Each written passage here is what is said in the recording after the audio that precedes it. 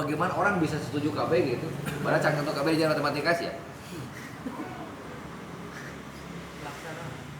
Ya kan? Ada pada tindakan. Ada bentuk praktik. Artinya betapa untuk meyakinkan satu hal saja itu bukan hal yang mudah. Sampai ditemukan ayat istilah ditemukan angka 0. Pertanyaannya harita can dipagikan angka 0 kumaha dongengna? Kan Al-Khawarizmi kan? Salah satu filsuf muslim yang menemukan angka 0 itu yang kemudian menjadi rumus algebra. Salah satu temuannya adalah menemukan angka 0. Pertanyaan saya sederhana. Peradaban macam apa ketika belum ditemukan angka 0? Soalnya lamun angka 0 teka panggil ku Al-Khawarizmi moal aya nu karena dipatut bait 010101 itu moal aya. Coding-coding yang hari ini sehingga berkembang biak seperti teknologi canggih ini moal aya. Sebelum tidak ditemukan pondasi angka. Katakan kemungkinan angka.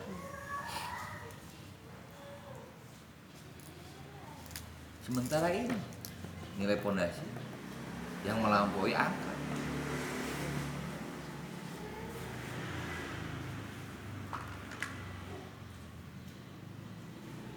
Tong borong mindahkeun bulan jeung matahari, mindahkeun embe jeung sapi kana leungeung ge berat. Heeh. Samson ge hiji gambarna mah, singa we. Henteu kan, singa hiji domba hiji kan. Terus pindahkeun. Terus kieu. Dodol. Beliau mengungkapkannya dengan berlinang air mata dan terseduh. Lalu berdiri dan meninggalkan pamannya. Namun pamannya memanggilnya dan tatkala beliau menghampirinya dia berkata kepadanya, "Pergilah wahai keponakan, katakanlah apa yang kau suka. Demi Allah, sekali-kali aku tidak akan pernah menyalahkanmu kepada siapapun."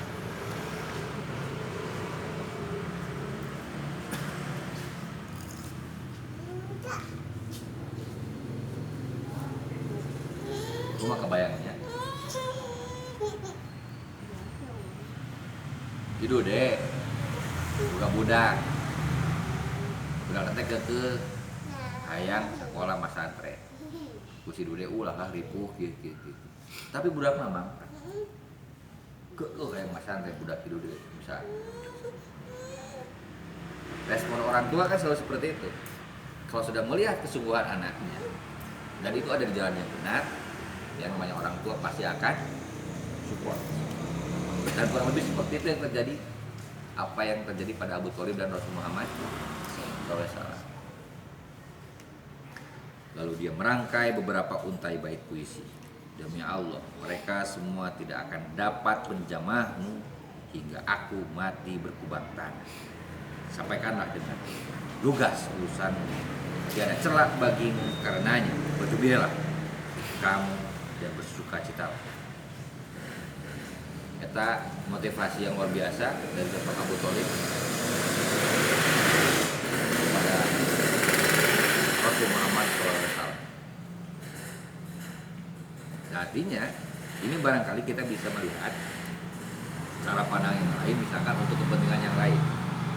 Kasus tadi, ketika kita punya adik, kita punya anak, kita punya generasi yang lain, ulah disingsieunan. Luruk hatena tuh nempetin kaboga kawan. Namun memang harus dikoreksi bahwa apa yang mereka lakukan, apa yang mereka kerjakan itu memang ada di track yang benar. Ulah malah disingsieunan, ulah malah tapi kita support. Artinya dari pelajaran paragraf 1, 2, 3 paragraf ini bagaimana kemudian ketika kita posisi ada pada posisi misalkan berhadapan-hadapan dengan orang yang memang membutuhkan support pada kebaikan, apa yang harus kita lakukan? Atau tuh bisa ngajagaan atau kumaha caranya? Banyak cara. Atau minimal ngadoakeun atau naon kayak gitu. Nah gitulah Pak Haji Bu Haji yang saya hormati. Kurang lebih ada beberapa poin yang bisa kita petik kebaikan dari Sirah Nabawi ini. bahwa sesungguhnya pertama barangkali jangan-jangan kita hari ini yang mengatasnamakan diri sebagai orang yang berkeyakinan tidak ada salahnya kemudian bersedia untuk mengkoreksi ulang keyakinan kita. Jangan-jangan banyak orang yang tidak jatuh cinta lagi kepada apa yang kita yakini, bukan urusan agamanya yang bermasalah, tapi jangan-jangan kitanya yang bermasalah sehingga tidak layak untuk dicintai oleh orang lain, tidak layak orang lain untuk itu. Kedua,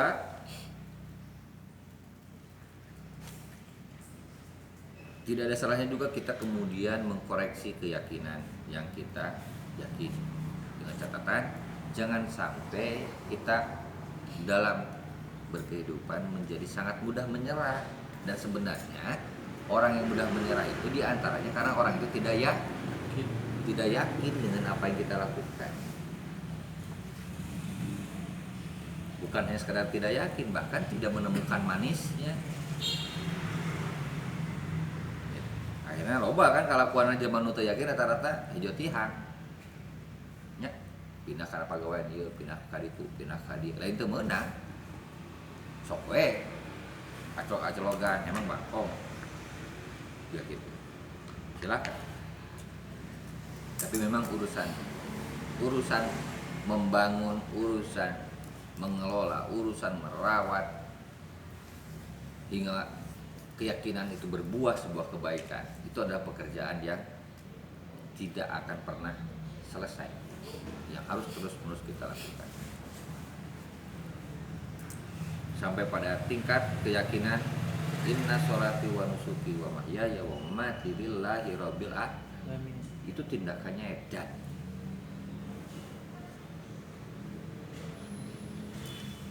Inna sholati wa nusuki wa mahyaya wa mamati rabbil alamin.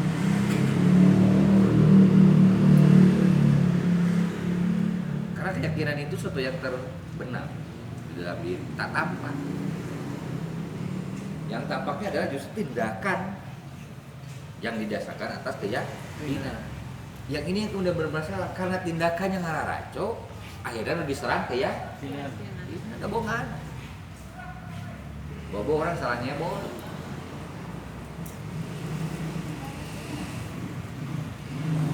Kok melak bawang tapi jadinya cabe. Bini nu salah atau kumaha? Lain melak bawang, panen dijual dari cabai jadi itu eta macet. Kedua, ini adalah bagaimana kemudian kita bisa belajar tentang bagaimana kita melakukan proses komunikasi, ya, memperjuangkan hal sehingga kan di kita ada nongkrong teh urusan diplomat, ya.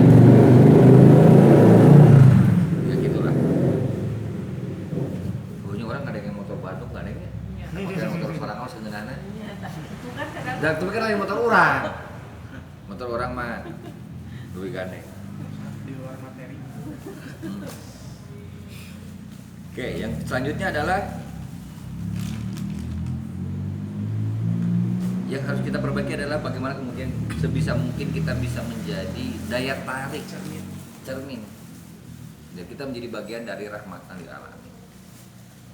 Karena ini yang kemudian sudah dilakukan Rasulullah SAW, bahkan sangat dicintai dan bahkan diperjuangkan oleh orang-orang yang berbeda keyakinannya sekalipun.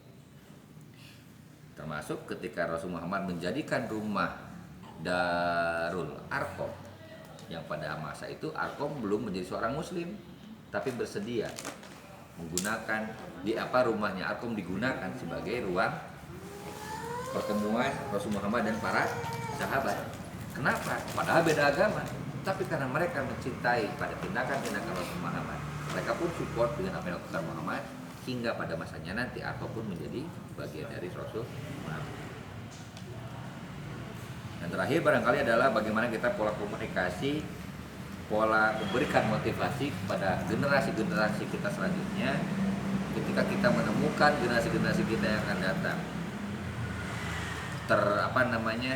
terjaga, kemudian terevaluasi pada setiap keyakinan yang mereka yakini dan mereka mau melakukan tindakannya, tentu tugas kita adalah memberikan support, dukungan yang sehingga mampu memberikan kebaikan dan perubahan.